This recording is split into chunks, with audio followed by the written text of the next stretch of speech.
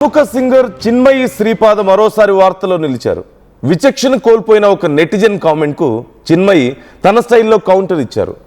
తండ్రి కూతుర్ల బంధంపై అసభ్యకరంగా మాట్లాడిన ఒక నెటిజన్కు లెఫ్ట్ అండ్ రైట్ ఇచ్చి పడేశారు. ప్రపంచవ్యాప్తంగా సంచలనం రేపిన ఎప్స్టీన్ ఫైల్స్ పై చిన్మయి చేసిన ట్వీట్ ఇప్పుడు ఈ వివాదానికి దారితీసింది. అసలు ఏం జరిగిందంటే, ఎప్స్టీన్ ఫైల్స్ కేసుపై చిన్మయి శ్రీపాద రియాక్ట్ అయ్యారు. భారత్లోని ప్రజలందరూ జాగ్రత్తగా ఉండాలని, ప్రతి ఇంట్లో ఎప్స్టీన్ లాంటి వ్యక్తులు ఉంటారంటూ ఒక ట్వీట్ చేశారు. అందులో మత పెద్దలను గుడ్డిగా నమ్మొద్దని, వారితో కూడా జాగ్రత్తగా ఉండడం మంచిదంటూ చెప్పారు. భారతదేశంలో లక్షలాది మంది బాల లైంగిక నేరస్తులు ఉన్నారంటూ గుర్తుంచుకోవాలంటూ తాను చెప్తున్నారు. అయితే తాను చెప్పింది నమ్మకపోతే మీకు తెలిసిన అమ్మాయిని అడగండి, మొదటిసారి ఎప్పుడు ఏ వయసులో లైంగిక వేధింపులకు గురైందో చెబుతుందంటూ పోస్ట్ చేశారు. ఈ పోస్ట్కి రియాక్ట్ అయిన ఒక నెటిజన్ బుద్ధి గడ్డి తిన్నట్లుగా చిన్మయిపై అసభ్యకరంగా మాట్లాడాడు.